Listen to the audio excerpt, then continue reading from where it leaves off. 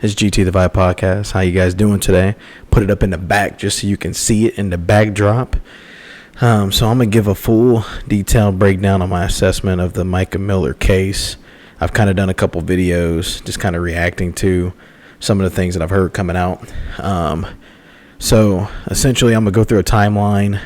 There's some new stuff that came out about her being hospitalized. I think that was in either January or February of this year.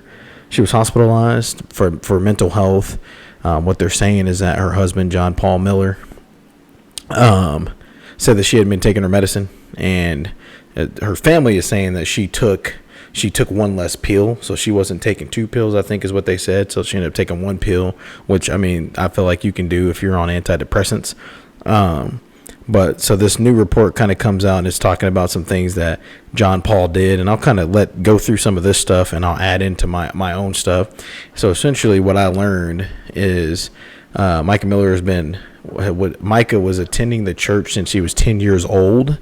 And he's been the pastor there for a while. So she attended the church when she was 10. At some point in time, she became the babysitter for John Miller and his ex-wife. It said that she babysit his 4-year-old. And I think that was back in, I have it written down here, like 2015. Yeah, like 2015-ish.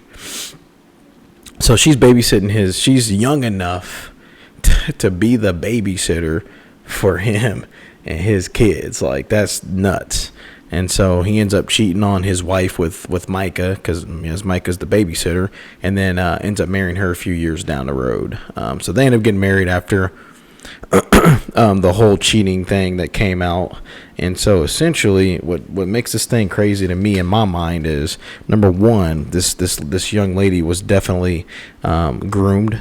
I think John Miller is a predator for sure. And I mean, it's just crazy because she went to his church. She told police in a report, and this was after she had been hospitalized in the mental health institute, because he said that she wasn't taking her medicine, or she was crazy. Basically made her out to be this crazy lady. And so he said all that, and then she gets out. So sometime during the time frame that she was being hospitalized, John Paul goes and gets her purse, car keys, phone, car, takes all that stuff, right? Because he did send text messages to her family from her phone as if he was her. So then at some point in time, so he got her stuff. She gets out of the hospital, goes and believes, because she left her car at a Walmart parking lot, so she believes that he had stolen her car because it wasn't there when she went back to get it. Okay. And it said that they had been separated since January 2023. So at this point in time, they're separated because she filed for divorce back in October, right? Back in October, she had filed for divorce. And so she's trying to get away from this guy, essentially. Everything that she's doing, everything that she's being about is her trying to get away from this guy. And then during that call, she made some statements to police that she felt like she had been groomed. And because she had known her husband since she was 10 years old. And she said that he groomed her while she worked for John Paul at Solid Rock Church. So she was working for him at the church, up to the point that they got married, looks like in sometime in 2017. So obviously this young lady, she was young when this incident started. I mean, and you got to look at this from a standpoint of, this guy is all that she knows. This is all that she's grown up with. When you're groomed, it's hard to separate yourself from the person that groomed you. It's hard to get yourself to a point where you're separate from that. And so I think that her being driven to this point where she ultimately ended up killing herself is a culmination of all the things that have been done since she started attending Solid Rock Church. So at some point in time, she gets her car back, and then There's some razors in it, so tires are essentially slashed. And so he shows up, and then there's video footage, which I showed and I'll link that podcast to this so you can see that one, where he shows up and she's recording him. And this is when she had got her tires had been slashed. There's some razors in her tires, and there's a tracking device on her car too. So there's police reports are piling up of incidences where it seems like there's some harassment going on. And I just think that this guy just couldn't let her go. Obviously, in the divorce documents, it talked about adultery a lot. So he's constantly cheating on her. He cheated on his wife to bring her in anyway, which should have been red flag number one. But after that, she decided, okay, I'm in love with this guy, so I'm going to go and give him a shot. And then he continues the path that he was doing currently. And so I'm going to let this kind of go over. So this is going to go over a little bit about the mental health stuff. The affidavits reveal why Mica Miller was hospitalized. From Mica's family and from police reports that John Paul was stalking and harassing Mica in the weeks leading up to her death. And today, News Nation producer Rich McHugh got a copy of a 911 call from Mica's sister after she says she received a threatening text from John Paul last November. Mica was staying with her sister at the time, and here is some of that 911 call.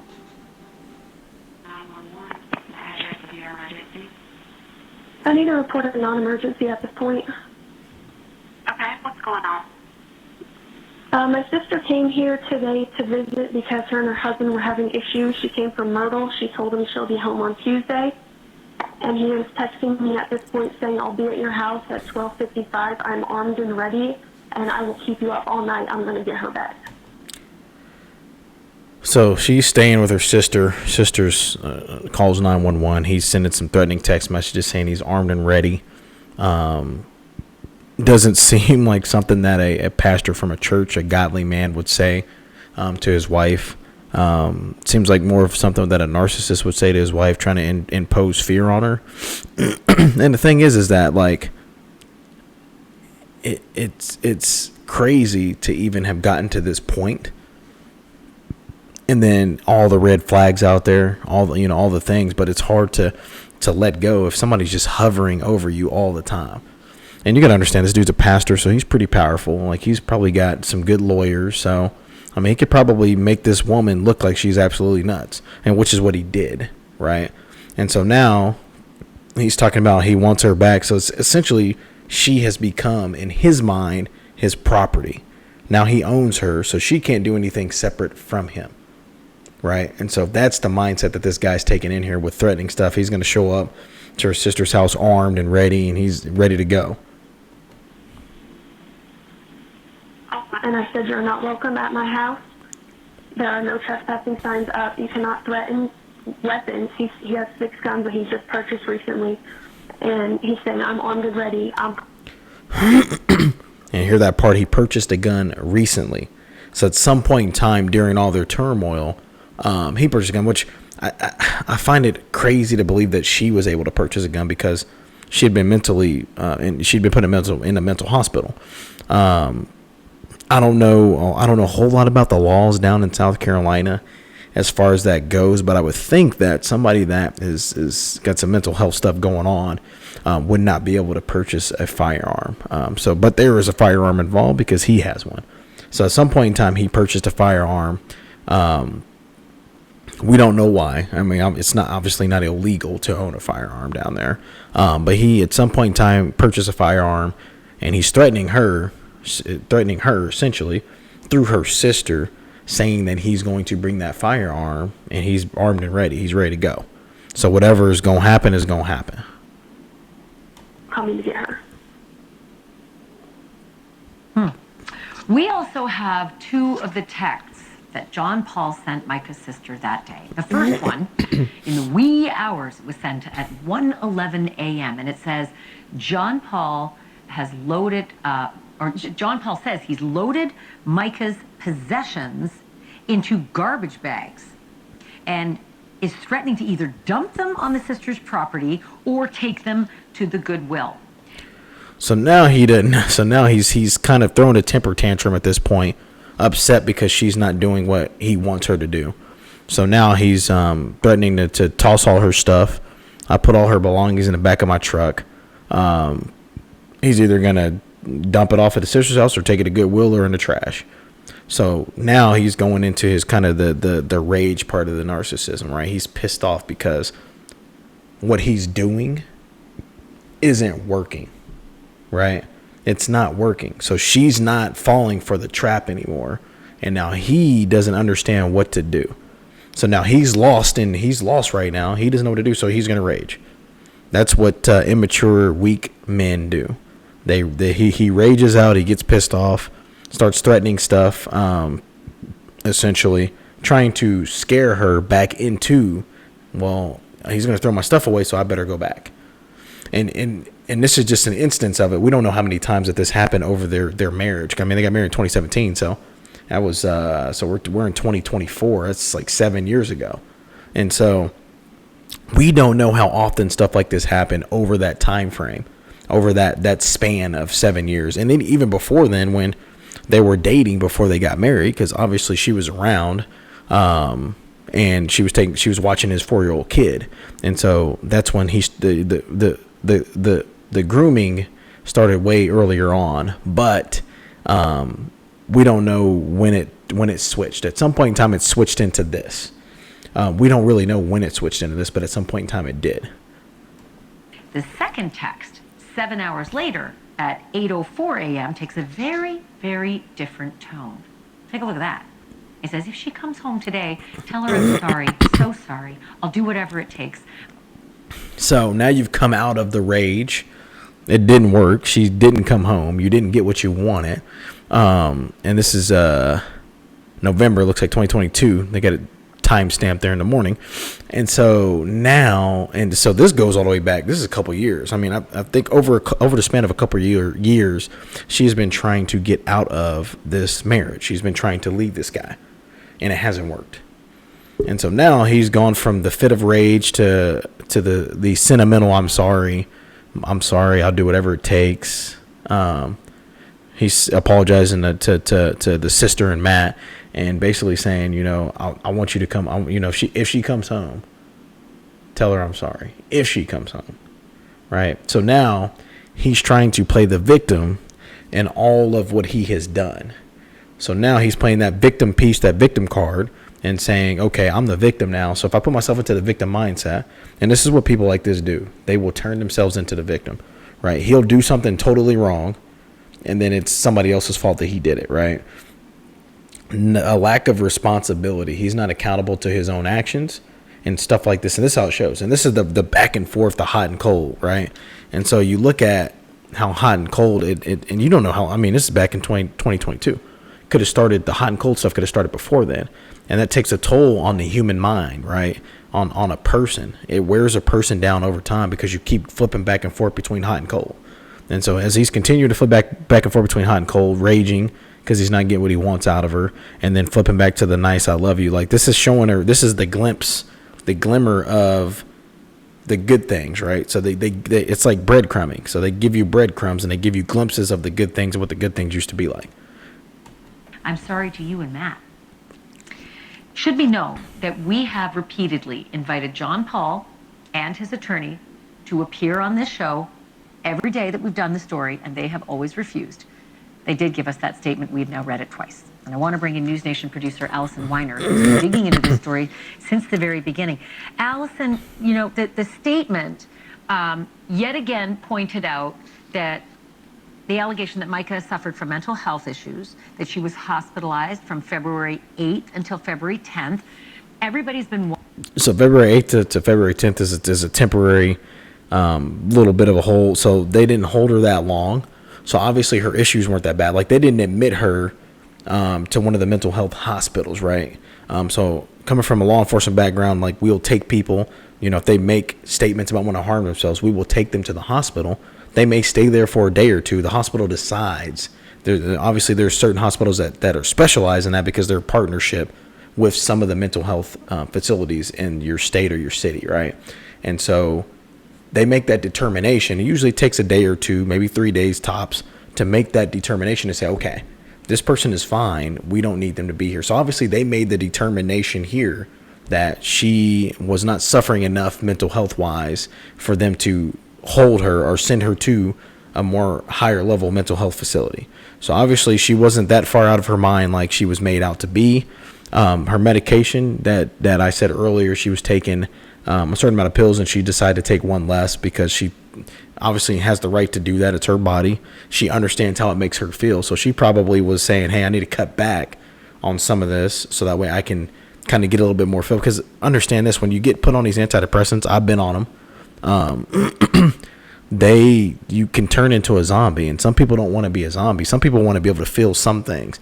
They just don't want to have to feel it all and feel the burden of everything.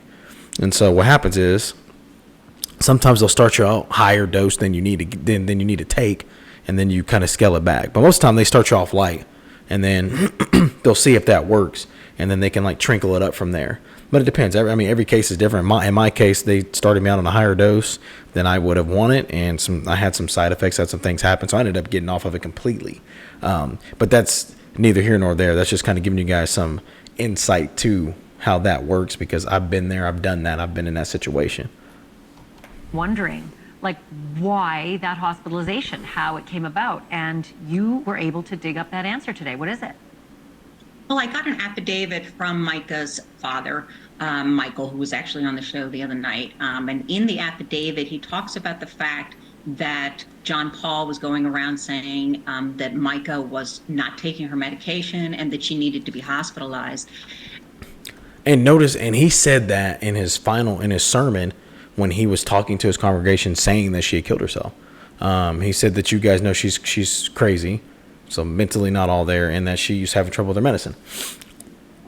And so it's crazy that sentiment that he said here has continued through on. So basically what he's saying is he's trying to make her out to be something that she probably is not. She may, and we all have some mental health things that we deal with. We all have things that we're dealing with up here.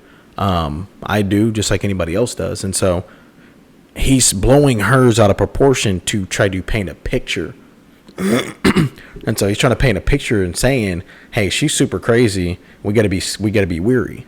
Because in his final sermon, which you guys have pretty much all seen, he literally went up to the congregation and said, you know, his wife is dealing with some mental health stuff and some issues with her medicine.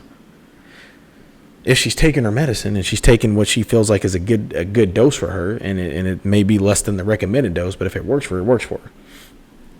And so this guy basically painted a picture of who she is to the congregation and to everybody to make it seem like she was crazy enough for him to get her into the mental hospital, right? And I felt like that was that straw. I think that was that piece that literally sent the trajectory of where this relationship was going to basically where we are today. Obviously, over time, things have built up for them to even get here. But now this guy then took it to a level of, hey, she's crazy. I need to get her admitted. That's absolutely nuts. But we're going to let them talk about the affidavit a little bit and what Mica's father said. And when Mica's dad looked into it, he found out that she was really deciding to take just one pill instead of 2 pills, which is something that she was very much allowed to do. Mm-hmm. So he found at that moment and throughout a lot of their interactions that, according to him, John Paul was exaggerating a lot of things and making up things so that he could, in fact, get Mica hospitalized against her will. And so he got his goal. He wanted to get her hospitalized against her will. That puts a feather in his cap of saying she's crazy. Hey, she's crazy. I'm not crazy. She's crazy. And we'll go back to some of the divorce documents accusing him of adultery and cheating, constantly cheating and all that stuff. So like that type of stuff is driving his woman crazy. Like that type of stuff will drive you crazy. If you constantly have to look over your shoulder wondering if something's going on, like you're going to be driven nuts. Like it's going to be hard for you to be able to live a good, healthy life. So not only do you have that, but you also probably have the word of God being used against you in this situation, which I feel like that's part of the reason that got us here to this point, the climax. But then you also have dude telling you constantly that you're crazy. Hey, you're crazy. Man, my wife is crazy. She's nuts. She's crazy. Talking to the congregation. So the congregation knew his business, right? The congregation knew his business because he's telling them. He's literally telling them. He ain't telling them what he's doing. He's telling them what she's doing, right? And what that is that gives him the opportunity to keep it to save face, right? And that's something that I feel like a lot of people in Christianity do. A lot of people in religion do. They try to save face. They want to look good or keep an image to other people. When really, you could just be just as wicked as the next one. Just because you go to church or whatever don't mean. I mean, this was happening inside a church. This young lady was groomed inside a church. Imagine that. Groomed inside of a church. Absolutely nuts. I got my own personal opinions on church and seminary. I call it cemetery school, but you guys call it seminary school. But I think that's a place people to go to learn about death, because that's where they lead people to. And this guy literally led his wife to death, because if he's a godly man, he would have been able to help her. He'd have been able to put the time and pour into her and to try to help her overcome some of these things. But as opposed to trying to help her overcome some of these things, he wanted her to be his property while he went out and found something new. So he's pouring into other women, right? But keeping a hold on his wife, because that's his property. That's how he sees her. When you're that controlling of a person that you send them to a mental health facility for no reason, really, just to make yourself look good, or just so you can say you did it, and then while she's in there, you're crazy enough to take her phone and text her family as if you're her. And the family knew the whole time that she was in there, so you don't even get phones in there. So being in my law enforcement career, whenever we take people to the hospital for mental health, they do not get a phone in there. Like, they take their phone. You do not get a phone in there. So once you're in their facility, their mental health wing, you don't get a phone. And so she didn't have no phone. More than likely, she did not have access to a phone. She wasn't going to be texting any kind of stuff to make it seem like everything is going great. That was him. So he's texting from her phone to her family. That should tell you about the type of guy that he is. Absolutely disgusting. I'll go more on that in a minute, but I'm gonna let these ladies finish up. So how did she end up being admitted against her will? Well, he actually had a document. It was John Paul who admitted her, who signed the paperwork. But he showed Mica a document, and this is according to Mica's dad, but there was a document that he had shown also to Mica's father that showed that the power of attorney would be still in Mica's dad's name and also in her brother Nate's name, so that if somebody had to get her out of there, they both had the power of attorney, as well as her husband. That document was never notarized or filed, but it's something that Mica saw. Was it a real document? Did her family actually agree with these things? No, it was never filed. It wasn't signed by them. It wasn't notarized. So it's not a legal document, but it looked like a legal document.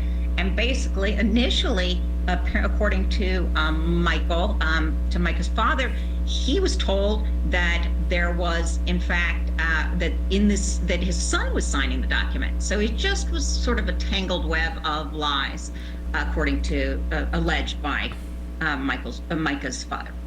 So Mica's father is saying that there's that paper document that was supposed to be a power of attorney over her, which she's functioning well as an adult. It seems like she's able to get on Facebook and do her thing. She's part of the church congregation. I don't know why you'd have a power of attorney over her, but it seems like this guy did some pretty fine research on how to fake power of attorneys, paperwork to try to get somebody admitted. He went through great lengths. This shows that he went through great lengths to be able to get done whatever he was trying to get done. So whatever it was that he was trying to get done, he went through great lengths to be able to get it done. And so he worked hard to be able to get these things done and put them in this situation. And so he utilized the paperwork, spoke to her father, and led her father to believe that her brother was going to sign it. And so they would be able to get her out at some point in time. But she wasn't even really in there that long. The hospital didn't feel like she needed to be there, or they would have put a hold on her and she would have been sent upstairs. And if they get a hold on them, typically it's a week.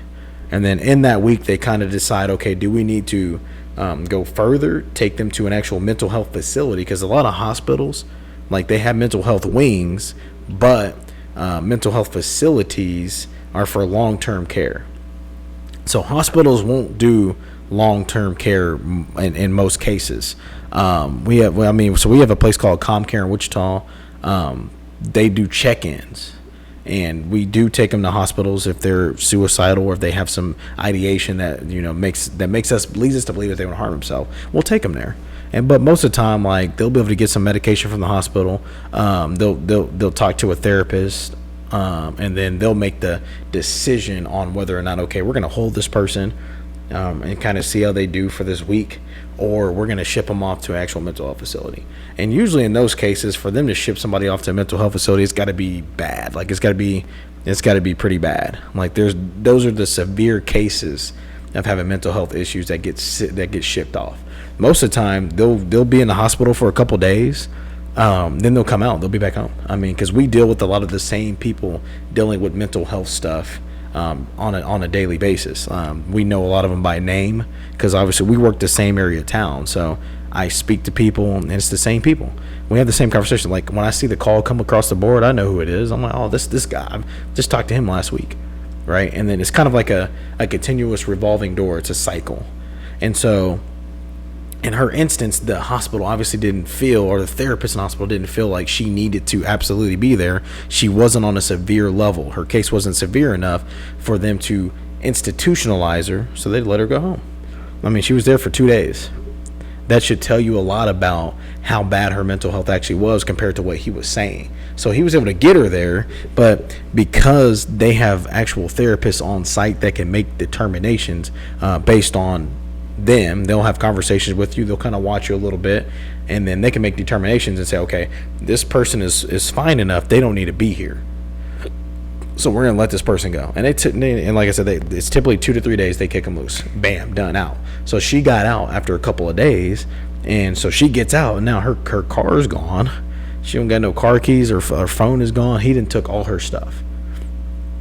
Keep in mind, they're separated at this point in time, and so I don't know why he's got her stuff. And so she thought, because think about it, if they're in a relationship still together, living together, still cohabitating, married couple, she would not think that he stole her car. That wouldn't be a thing. Like, they both would share it's a communal property, so they'd both be sharing a car. But for her to even say that she believes that he stole the car tells you where they were at that point in time. So obviously they were separated. When she went to the mental health hospital, he made it seem like she was super crazy. The therapist there didn't believe, because she was there for 2 days. They didn't send her to a mental health institution for long-term care, so she obviously didn't need those things. Mica's father, Michael. Yeah. Okay. So the bad blood between, John Paul and Mica's family, just, bits and pieces just keep coming out, and it is so nasty. We heard the 911 call where Mica's sister talks about no trespassing signs, and then John Paul apparently did the same thing to Mica's family. Thank you for watching. So essentially, I'm gonna go through, give you guys my thoughts on the whole entire thing real quick.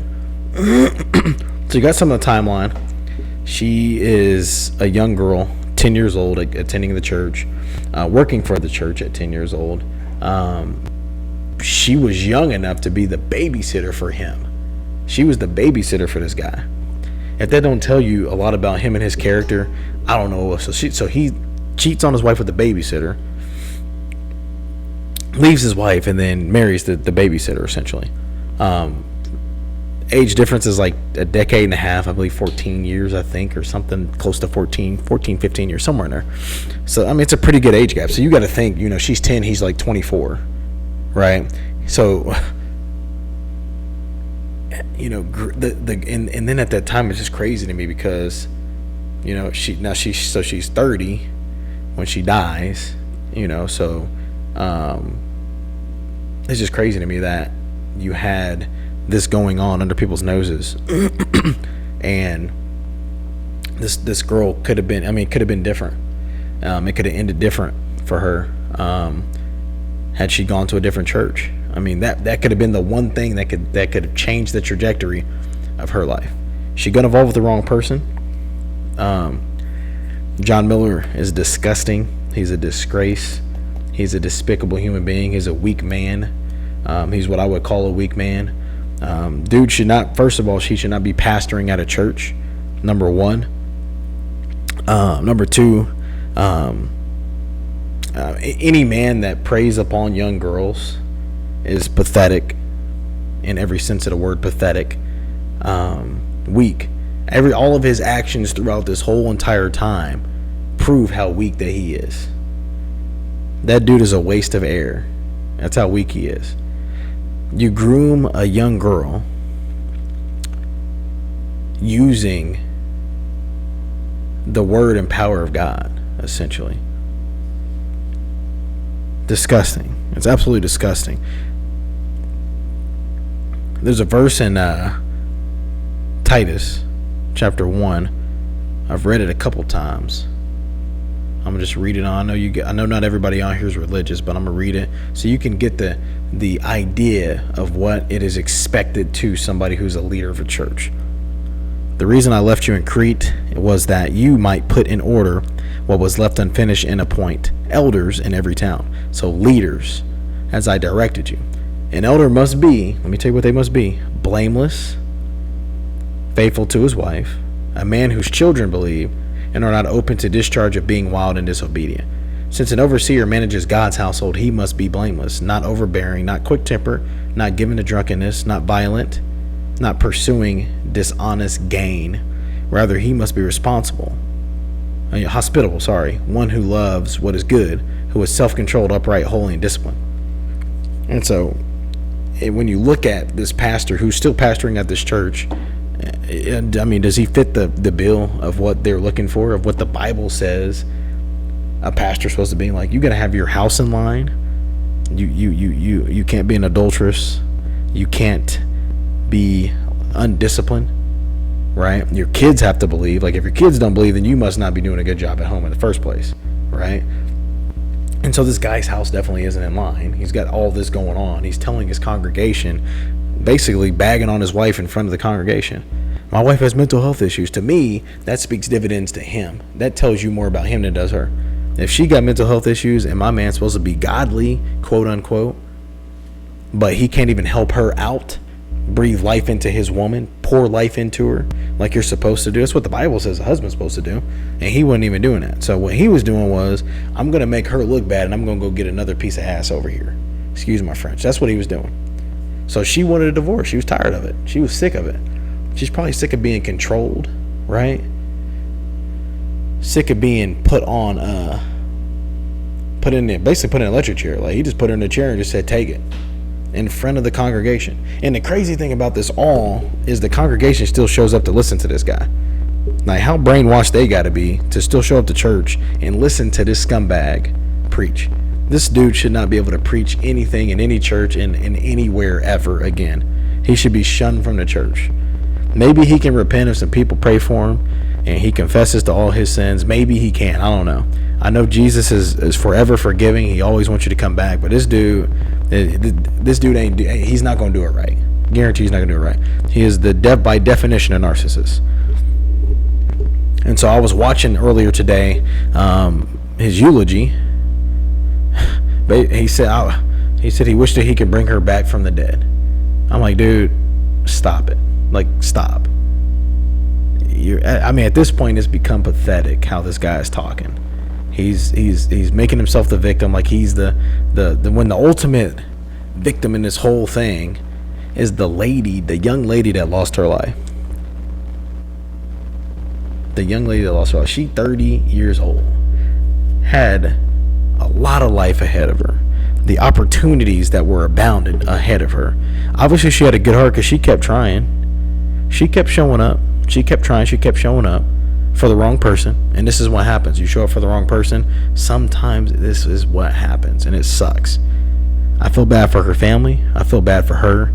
I didn't read anywhere if she had any kids or anything like that. But if she did, I feel bad for them. Think about it. Now there's somebody lost their daughter.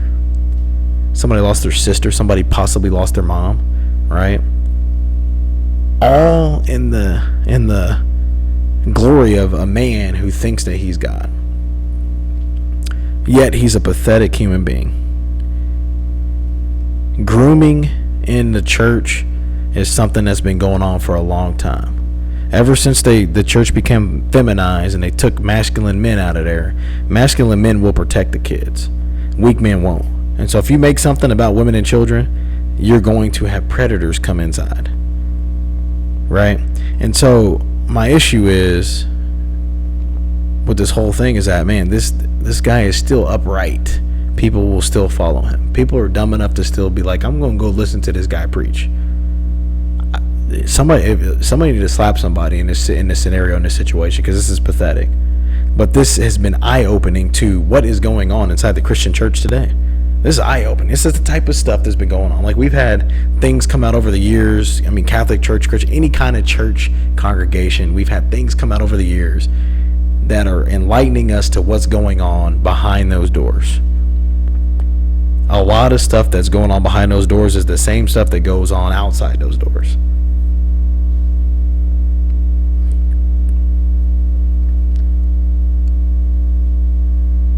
You know, the word of God can be used as a weapon. It can be. In the wrong hands, it is a weapon that can destroy somebody. It is my belief that this young lady was destroyed by that weapon. She fell in love with the wrong man. He took advantage. Groomed her from a young age. Like I said, that happens in the church a lot. And just because he may not have pulled the trigger doesn't mean that he didn't pull the trigger. If you guys are catching my drift and know what I mean. Just because he didn't pull it physically didn't mean that he didn't pull it in here. Because at some point in time, this young lady felt like that was her only way out. She had no other way. She had no other way. There were no other options. She could not get away from this guy.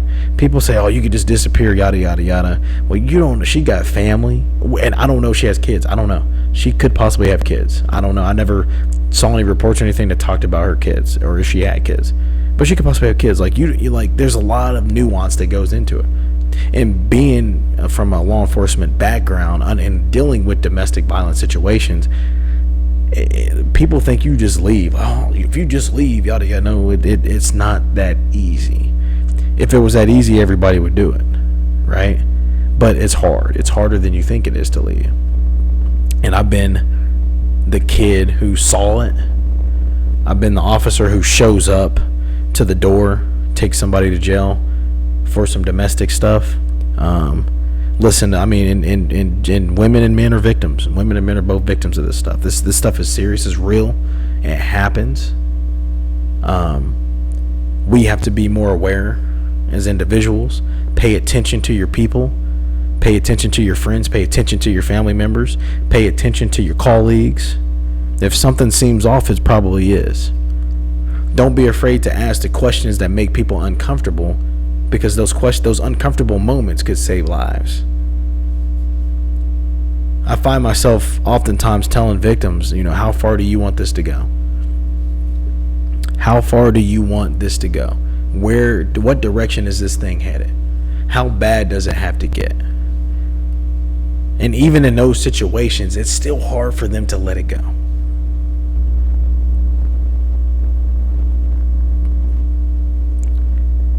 This is another instance of the terrible things that can happen in some of these situations. Relationships get messy, marriages get messy. She was just looking for a way out. She tried divorce, tried separation, didn't work. This guy was a savage, 100% in every single essence of the word. He was a savage. He did not want her to go. That was his property. In his mind, that was his property. She can go nowhere. He may not even wanted to do anything to do with her. He probably already had I've read reports that he already has another girlfriend. So this dude's already done. He's already doing his thing. He's been doing his thing since he was married anyway. So he probably had a girlfriend the whole time. But that's the pathetic stuff that irks me, that people will follow this guy off a cliff. It's crazy to me. I had a friend of mine, we were talking this morning, and she said, there was a lady that wanted to go to his church, wanted to be a part of his church. She wanted to be a part of the choir. She wanted to actually be a member in the church, like giving to God. Her heart was called to do it. He asked her about a relationship. She said that she's living with her boyfriend. He said that she could not come be a member of his church because he doesn't believe that you should live with your boyfriend. The same guy that's groomed a 10-year-old girl, the same guy that cheated on his wife and then married the chick that he cheated with, the same exact guy, the same dude that got his wife put into a mental hospital, the same dude that slashed her tires, the same dude that threatened violence with a gun. He's armed. He said he's armed and ready. That same dude had nerve enough to tell somebody that they could not be a member at his church because she lived with her boyfriend. If the rules don't apply, just say so. If the rules don't apply 100%, just say so. That's nuts. That's crazy to me. Like, this is what's going on, and this happened inside the church, with where people, godly people, are supposed to be, quote unquote. This dude went and got educated to the word. He went to cemetery school. I'm gonna call it cemetery school all day, every day. He went to cemetery school, got educated, but that does not make you godly. That just makes you educated. A wicked person can become educated. And he's a wicked person, 110% in every sense of the word. He's a wicked person. So he got more educated on how to be more wicked. And guess what he did? We are living in the moment of what that looks like when a wicked person gets educated on the word of God. How powerful that word is. When it's in the wrong hands, it can be deadly.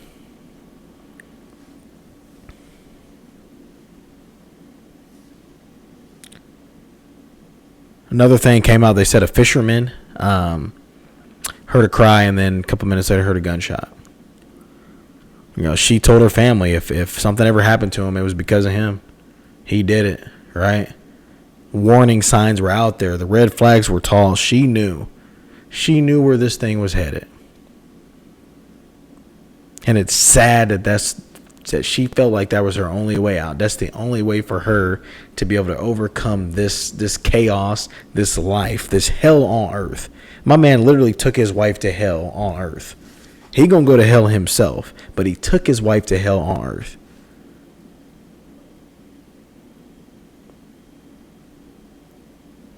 Crazy. Absolutely crazy. As the story continues to kind of grow, I know I heard the FBI got involved with it, which is good. And you're going to get some more higher level, because I know there's some limitations to the sheriff's department down there as far as them being able to investigate it. Because, I mean, you got to think about it. He's a pastor. He's a powerful person. This dude's got lawyers. He's got a backing, because you guys got to understand that the church business, the institution of church, has hierarchy. So just your church alone isn't the only one inside the church organization. It's an organization that has many different levels. I think people fail to realize that the church is an organization that has many different levels. And so y'all just on the ground level. Like in the police department, you got police officers all the way up to the chief. That's an organization. The church is the same. So when you're at your church, you're the police officers. You're at the lowest level. That organization has a chain of command that goes up there. We don't know who's at the top. When you go to church on Sundays and you listen to dudes like this preach, that dude's not at the top. They answer to somebody, but we don't know who they answer to. Obviously, who he answers to don't care what he does, because he's still got a job.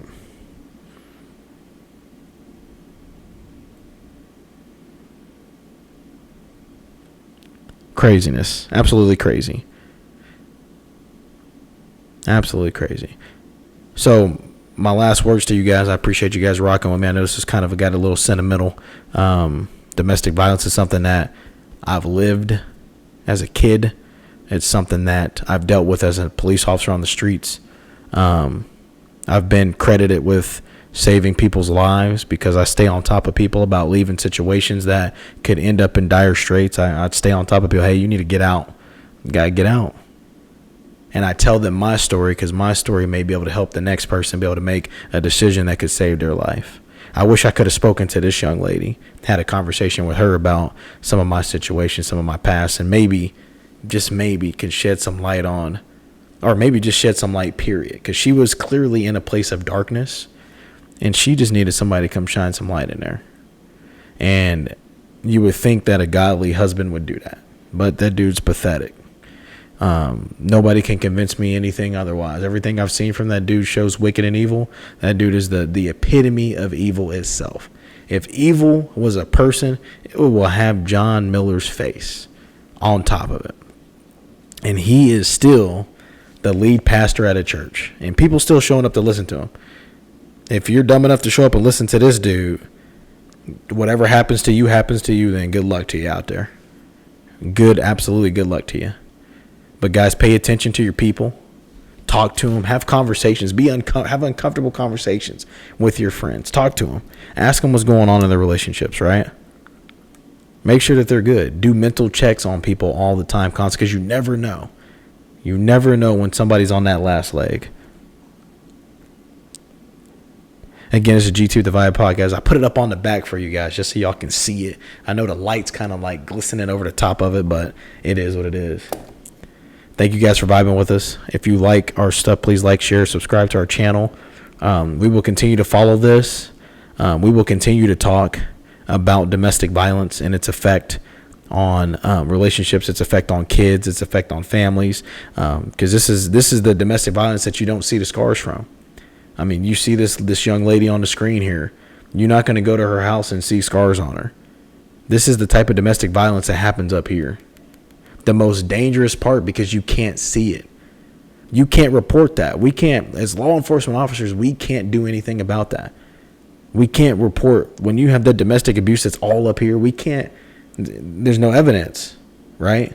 Until there is evidence, until it's too late. That's the worst type of domestic violence that you can ever have to deal with, is having somebody who basically thinks they own you, to the point where they just get in here so deep that they don't even have to pull the trigger. They make you pull the trigger. It's my belief that he is definitely 100% responsible for what happened to this young lady, and I hope that her family and her, I hope they get justice, and I hope this dude rots in hell, essentially. So this is G2 The Vibe podcast. I appreciate you guys rocking with us on another episode. Like I said, like, subscribe, comment too. Leave a comment if you like our stuff. Peace.